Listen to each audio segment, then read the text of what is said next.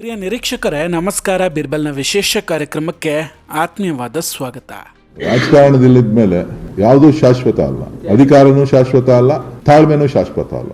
ವೀಕ್ಷಕರ, ಮಾನ್ಯ ಉಪಮುಖ್ಯಮಂತ್ರಿಗಳು, ಕರ್ನಾಟಕ ಕಾಂಗ್ರೆಸ್ನ ರಾಜ್ಯಾಧ್ಯಕ್ಷರು ಆದ ಡಿ.ಕೆ. ಶಿವಕುಮಾರ್ ಅವರ ಸಹೋದರರ ಮಾತಿದು.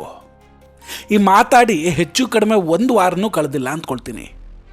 ಆದರೆ ಈಗ ಅದರ ಆಳ ಅಗಲಗಳು ಚೆನ್ನಾಗಿ ಅರ್ಥ ಆಗ್ತಾ ಇದೆ. ವೀಕ್ಷಕರ, ಯಾರನ್ನ ಕಾಂಗ್ರೆಸ್ನ ಕಟ್ಟುನಿಟ್ಟಿನ ಕಟ್ಟಾಳು, ಪಕ್ಷಕ್ಕೆ ನಿಷ್ಠರು ಅಂತ ಕರಿತಾ ಇದ್ವೋ ಅದೇ ಡಿ.ಕೆ. ಶಿವಕುಮಾರ್ ಅವರು ರಾಹುಲ್ ಗಾಂಧಿ ಅವರ ವಿರುದ್ಧ ತಿರುಗಿ ಬಿದ್ದುಬಿಟ್ರ. ಸಿದ್ದರಾಮಯ್ಯ ಅವರು ದಿಢೀರಂತ ರಾಜ್ಯಪಾಲರನ್ನ ಭೇಟಿ ಮಾಡಿದ್ಯಾಕೆ? ರಾತ್ರೋರಾತ್ರಿ ಕಾಂಗ್ರೆಸ್ನ ಹೈಕಮಾಂಡ್ ಕರ್ನಾಟಕಕ್ಕೆ ಯಾಕೆ ಬಂದರು? ಹೀಗೆ ತುಂಬ ಇಂಟ್ರೆಸ್ಟಿಂಗ್ ಹಾಗೂ ಕುತೂಹಲಕಾರಿ ಡೆವಲಪ್ಮೆಂಟ್ಗಳ ಬಗ್ಗೆ ಈ ವಿಡಿಯೋದಲ್ಲಿ ಮಾತಾಡ್ತಾ ಹೋಗ್ತೀನಿ. ವಿಡಿಯೋವನ್ನು ಕೊನೆವರೆಗೂ ಮಿಸ್ ಮಾಡದೆ ನೋಡಿ. ಇನ್ನೂ ಕೂಡ ನಮ್ಮ ಬೀರ್ಬಲ್ ಚಾನಲನ್ನು ಸಬ್ಸ್ಕ್ರೈಬ್ ಮಾಡಿಲ್ಲ ಅಂದರೆ ಈ ಕೂಡಲೇ ಸಬ್ಸ್ಕ್ರೈಬ್ ಮಾಡಿ ಹಾಗೂ ಬೆಲ್ ಐಕಾನ್ನ ಕ್ಲಿಕ್ ಮಾಡಿ. ವೀಕ್ಷಕರೇ, ರಾಜಕೀಯ ನಾವು ನೀವು ಅಂದ್ಕೊಂಡಂಗೆ ಇರೋದೇ ಇಲ್ಲ. ಇಲ್ಲಿ ವೇಷ ಹಾಕ್ಕೊಂಡು ಡ್ರಾಮಾ ಮಾಡೋರೇ ಜಾಸ್ತಿ. ಕ್ಯಾಮರಾ ಮುಂದೆ ಬಂದು ಒಳ್ಳೆಯ ಸ್ನೇಹಿತರು ಅಂತ ಪೋಸ್ ಕೊಡೋರು ಹಿಂದೆ ಅವನಿಗೆ ಅವನು ಚೂರಿ ಹಾಕ್ತಾನೆ ಇರ್ತಾರೆ. ಅದೇ ಕ್ಯಾಮ್ರಾ ಮುಂದೆ ಬಂದು ಅವನು ಹಿಂಗೆ ಅಂತ ಬೈದಾಡ್ಕೊಳ್ಳೋರು ರಾತ್ರಿ ಒಂದೇ ಟೇಬಲ್ನಲ್ಲಿ ಕೂತ್ಕೊಂಡು ಮೀಟಿಂಗ್ ಮಾಡ್ತಾ ಇರ್ತಾರೆ.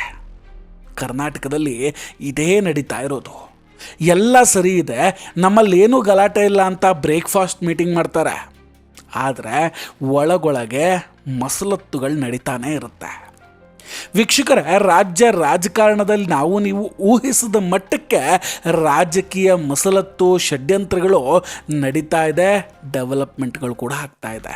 ನೋಡಿ, ಅವತ್ತು ಇದೇ ಸಿದ್ದರಾಮಯ್ಯ ಅವರು ಹಾಗೂ ಡಿ.ಕೆ. ಶಿವಕುಮಾರ್ ಅವರು ಬ್ರೇಕ್ಫಾಸ್ಟ್ ಮೀಟಿಂಗ್ ಮಾಡಿದ್ದೇನು, ಇಬ್ಬರು ಒಂದಾಗಿದ್ದೀವಿ ಅಂತ ಇಡೀ ದೇಶಕ್ಕೆ ರಾಜ್ಯಕ್ಕೆ ತೋರಿಸಿದ್ದೇನು.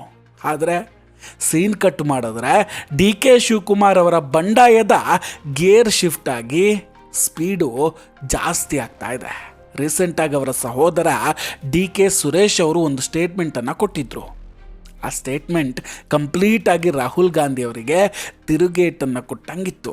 ನೋಡಿ, ಯಾವ EVM ಮೇಲೆ ನನಗೆ ನಂಬಿಕೆ ಇಲ್ಲ ಅಂತ ರಾಹುಲ್ ಗಾಂಧಿ ಅವರು ಹೇಳ್ತಾರೋ ಅದೇ EVM ಪರವಾಗಿ ಡಿ.ಕೆ. ಸುರೇಶ್ ಅವರು ಮಾತಾಡ್ತಾರೆ. ಅವಶ್ಯಕತೆ ಇಲ್ಲ ಅಂತ ಕಾಣಿಸ್ತದೆ. ಬ್ಯಾಲೆಟ್ ಬಿಟ್ಟಿದ್ದೀವಿ, ಒಂದೇ ಮುಂದೆ ಹೋಗಿ ಮತ್ತೆ ಹಿಂದಕ್ಕೆ ಬರುವಂಥದ್ದು ಇವ್ರ ಕೈಲೇ ಇರ್ತದೆ, ಕರ್ನಾಟಕ ಸರ್ಕಾರದ ಕೈಲೇ ಇರ್ತದೆ. ಇದಾದ್ಮೇಲೆ ಇನ್ನೊಂದು ಮಾತು ಕೂಡ ಹೇಳ್ತಾರೆ. ತಾಳ್ಮೆ ಇರುವಷ್ಟಿರುತ್ತೆ, ಆದರೆ ಕೊನೆಗೆ ಆ ತಾಳ್ಮೆಯ ಕಟ್ಟೆ ಹೊಡೆಯುತ್ತೆ ಅಂತ. ರಾಜಕಾರಣದಲ್ಲಿದ್ಮೇಲೆ ಯಾವುದೂ ಶಾಶ್ವತ ಅಲ್ಲ, ಅಧಿಕಾರನೂ ಶಾಶ್ವತ ಅಲ್ಲ, ತಾಳ್ಮೆನೂ ಶಾಶ್ವತ ಅಲ್ಲ. ಇದಾದ್ಮೇಲೆ ಇಂಟ್ರೆಸ್ಟಿಂಗ್ ಏನಂದ್ರೆ ಡಿ.ಕೆ. ಶಿವಕುಮಾರ್ ಅವರು ದಾವೋಸ್ಗೆ ಹೋಗ್ತಾರೆ, ವರ್ಲ್ಡ್ ಎಕನಾಮಿಕ್ ಫಾರಮ್ಗೆ ಅಂತ.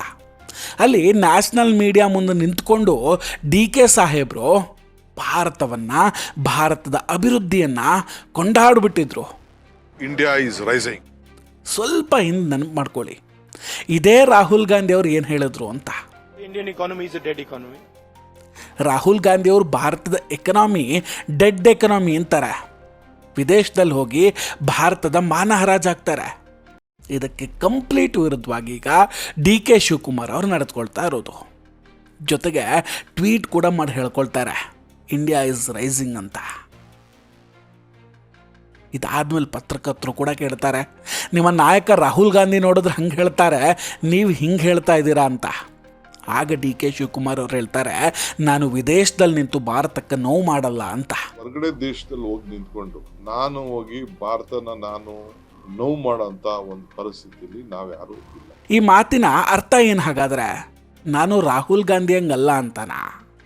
ಇದನ್ನೆಲ್ಲ ನೋಡ್ತಾ ಇದ್ರೆ ಡಿ.ಕೆ. ಶಿವಕುಮಾರ್ ಅವರು ಎಲ್ಲೋ ಒಂದು ಕಡೆ ಕರ್ನಾಟಕದ ಶಶಿ ತರೂರ್ ಆಗ್ತಾ ಇದ್ದಾರಾ?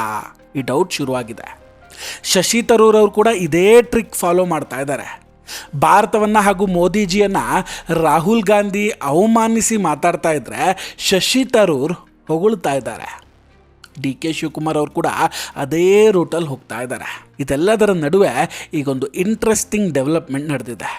ರಾತ್ರೋರಾತ್ರಿ ಕಾಂಗ್ರೆಸ್ನ ಹೈಕಮಾಂಡ್ ಕರ್ನಾಟಕಕ್ಕೆ ಬಂದಿದ್ದಾರೆ. ರೀಸೆಂಟಾಗಿ ವಿಧಾನಸಭೆಯಲ್ಲಿ ರಾಜ್ಯಪಾಲರು ತಮ್ಮ ಭಾಷಣವನ್ನು ಅರ್ಧಕ್ಕೆ ಬಿಟ್ಟು ಹೋಗಬೇಕಾದ ಪರಿಸ್ಥಿತಿ ಬಂದಿತ್ತು. ಕಾಂಗ್ರೆಸ್ನ ನಾಯಕರು ಬಟ್ಟೆ ಹರಿದುಕೊಂಡು ಗಲಾಟೆ ಮಾಡಿದ್ದು ಕೂಡ ಎಲ್ಲರೂ ನೋಡಿರ್ತೀರ. ಕಾಂಗ್ರೆಸ್ನ ಒಂದು ಟೀಮ್ ರಾಜ್ಯಪಾಲರ ವಿರುದ್ಧ ಸಮರವನ್ನೇ ಶುರು ಮಾಡಿಕೊಂಡಿದ್ದಾರೆ. ಇಂಟ್ರೆಸ್ಟಿಂಗ್ ಏನಂದರೆ CM ಸಿದ್ದರಾಮಯ್ಯ ಅವರು ಇದೇ ಸಮಯದಲ್ಲಿ ರಾಜ್ಯಪಾಲರನ್ನು ಭೇಟಿ ಮಾಡ್ತಾರೆ. ಒಂದು ಸ್ನೇಹಮಯ ಮೀಟಿಂಗನ್ನು ನಡೆಸ್ತಾರೆ. ಒಂದು ಕಡೆ KPCC ಅಧ್ಯಕ್ಷ DK ಶಿವಕುಮಾರ್ ಅವರ ನೇತೃತ್ವದಲ್ಲಿ ಕಾಂಗ್ರೆಸ್ ಪಕ್ಷ ರಾಜ್ಯಪಾಲರ ವಿರುದ್ಧ ಗೋ ಬ್ಯಾಕ್ ಗವರ್ನರ್ ಅಂತ ಪ್ರತಿಭಟನೆ ಮಾಡ್ತಾರೆ. ರಾಜಭವನವನ್ನು ಮುತ್ತಿಗೆ ಹಾಕ್ತಾರೆ. ಆದರೆ ಇದಕ್ಕೆ ವಿರುದ್ಧವಾಗಿ ಸಿದ್ದರಾಮಯ್ಯ ಅವರು ರಾಜ್ಯಪಾಲರ ಜೊತೆ ಅತ್ಯಂತ ಸೌಹಾರ್ದಯುತವಾಗಿ ಮತ್ತು ಸ್ನೇಹಮಯವಾಗಿರ್ತಾರೆ. ರಾಜ್ಯಪಾಲರ ಜೊತೆ ಕಾಫಿ ತಿಂಡಿ ಸೇವಿಸ್ತಾ ಕಾಲ ಕಳೆದಿದ್ರು ಸಿದ್ದರಾಮಯ್ಯ ಅವರು. ಆ ಟೈಮಲ್ಲಿ DK ಶಿವಕುಮಾರ್ ಅವರಾಗಲಿ ಅಥವಾ ಯಾವುದೇ ಸಚಿವರಾಗಲಿ ಸಿದ್ದರಾಮಯ್ಯ ಅವರ ಜೊತೆ ಇರಲಿಲ್ಲ. ಕೇವಲ ವಿಧಾನ ಪರಿಷತ್ ಸಭಾಪತಿ ಬಸವರಾಜ ಹೊರಟ್ಟಿ ಮತ್ತು ಕೆಲವು MLCಗಳು ಮಾತ್ರ ಇದ್ದರು. ಸಿದ್ದರಾಮಯ್ಯನವರು ಈ ರೀತಿ ಮಾಡಿದ್ದ ಕಾರಣ ಅವರಿಗೆ ಹೊರಗಿನ ಶತ್ರುಗಳಿಗಿಂತ ಒಳಗಿನ ಹಿತಶತ್ರುಗಳೇ ಹೆಚ್ಚು ಅಪಾಯಕಾರಿ ಅನ್ನೋದು ಅರ್ಥ ಆದಂಗಿದೆ. ರಾಜ್ಯಪಾಲರ ವಿರುದ್ಧ ಸಂಘರ್ಷಕ್ಕೆ ಇಳಿಯುವ ಬದಲು ಅವ್ರ ಜೊತೆ ಪ್ಯಾಚಪ್ ಮಾಡ್ಕೊಳ್ಳೋದೇ ಉತ್ತಮ ಅಂತ ಅಂದ್ಕೊಂಡಿದ್ದಾರೆ. ಸಿದ್ದರಾಮಯ್ಯ ಅವರ ಈ ನಡೆ ದೆಹಲಿಯ ನಾಯಕರಲ್ಲಿ ನಡುಕ ಹುಟ್ಟಿಸುತ್ತೆ. ಸೊ ಇದರಿಂದ AICC ನಾಯಕರಾದ KC ವೇಣುಗೋಪಾಲ್ ಮತ್ತು ರಣದೀಪ್ ಸಿಂಗ್ ಸುರ್ಜೇವಾಲಾ ಅವರು ರಾತ್ರೋರಾತ್ರಿ ಬೆಂಗಳೂರಿಗೆ ಓಡಿ ಬಂದಿದ್ದಾರೆ. ಸುರ್ಜೇವಾಲಾ ಅವರು KPCC ಶಿಸ್ತು ಪಾಲನಾ ಸಮಿತಿ ಅಧ್ಯಕ್ಷ K ರೆಹಮಾನ್ ಖಾನ್ ಅವ್ರ ಜೊತೆ ತಡರಾತ್ರಿ ಸಭೆ ನಡೆಸ್ತಾರೆ. ರಾಜ್ಯ ಕಾಂಗ್ರೆಸ್ನಲ್ಲಿ ಇನ್ನು ಮುಂದೆ ಅಶಿಸ್ತು ಹೆಚ್ಚಾಗುವ ಸಾಧ್ಯತೆ ಇದೆ ಅನ್ನೋ ರಿಪೋರ್ಟ್ ಬಂದಿದೆಯಂತೆ. ಹೀಗಾಗಿ ಇದರ ಬಗ್ಗೆ ಅಲ್ಲಿ ಚರ್ಚೆ ನಡೆಯುತ್ತೆ. ಜನವರಿ 29ಕ್ಕೆ ರಾಹುಲ್ ಗಾಂಧಿ ಅವರ ನೇತೃತ್ವದಲ್ಲಿ ದೆಹಲಿಯಲ್ಲಿ ಸಭೆ ನಡಿಬೇಕಿತ್ತು. ಆದರೆ ಅದು ರದ್ದಾಗಿಬಿಡುತ್ತೆ. ಈಗ ಹೈಕಮಾಂಡ್ ಫೆಬ್ರವರಿ 2ನೇ ತಾರೀಕು ಸಭೆ ನಡೆಸೋಕೆ ಹೊರಟಿದೆ. ಆದರೆ ಇತ್ತ CM ಸಿದ್ದರಾಮಯ್ಯ ಅವರು ನಾನು ಅದೇ ದಿನ ಬಜೆಟ್ ಸಭೆಯನ್ನು ಆರಂಭಿಸ್ತೀನಿ ಅಂತ ಬಹಿರಂಗವಾಗಿ ಘೋಷಣೆಯನ್ನು ಮಾಡಿದ್ದಾರೆ. ಸಿದ್ದರಾಮಯ್ಯ ಅವರು ತಮ್ಮ ಅಧಿಕಾರವನ್ನು ಉಳಿಸ್ಕೊಳ್ಳೋದಕ್ಕೆ ಹೂಡ್ತಾ ಇರುವಂತಹ ತಂತ್ರಗಳು ಹೈಕಮಾಂಡ್ ನಾಯಕರಿಗೆ ಈಗ ತಲೆನೋವಾಗಿ ಪರಿಣಮಿಸ್ಬಿಟ್ಟಿದೆ. ಯಾಕಂದರೆ ಈಗ ಸಿದ್ದರಾಮಯ್ಯ ಅವರಿಂದ ಅಧಿಕಾರ ಕಿತ್ಕೊಂಡು ಅದನ್ನು DKC ಕೊಡಬೇಕು. ಇತ್ತ DK ಶಿವಕುಮಾರ್ ಕೂಡ ಆಲ್ರೆಡಿ ಆಟ ಶುರು ಮಾಡ್ಕೊಂಡಿದ್ದಾರೆ. ಆದರೆ ಸಿದ್ದರಾಮಯ್ಯ ಅವರು ಮಾತ್ರ ಹೈಕಮಾಂಡ್ ಎದುರಲ್ಲಿ ಒಂದೊಂದೇ ದಾಳವನ್ನು ಉರುಳಿಸ್ತಾ ಇದ್ದಾರೆ. ಇದೀಗ ಎಲ್ಲಿಗೆ ಹೋಗಿ ಮುಟ್ಟಬಹುದು ಅನ್ನೋದನ್ನು ಕಾದು ನೋಡಬೇಕು. ವೀಕ್ಷಕರೇ, ಇದೆಲ್ಲದರ ಬಗ್ಗೆ ನಿಮ್ಮ ಅಭಿಪ್ರಾಯ ಏನು? ದಯವಿಟ್ಟು ಕಮೆಂಟ್ ಮಾಡಿ ತಿಳಿಸಿ.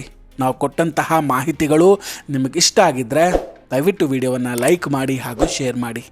ಇನ್ನೂ ಕೂಡ ನಮ್ಮ ಬೀರ್ಬಲ್ ಚಾನಲನ್ನು ಸಬ್ಸ್ಕ್ರೈಬ್ ಮಾಡಿಲ್ಲ ಅಂದರೆ ಈ ಕೂಡಲೇ ಸಬ್ಸ್ಕ್ರೈಬ್ ಮಾಡಿ ಹಾಗೂ ಬೆಲ್ ಐಕಾನನ್ನು ಕ್ಲಿಕ್ ಮಾಡಿ. ನಮಸ್ಕಾರ, ಟೇಕ್ ಕೇರ್ ಆ್ಯಂಡ್ ಬಾಯ್ ಬಾಯ್. ಮತ್ತೆ ಭೇಟಿಯಾಗೋಣ. ಜೈ ಹಿಂದ್.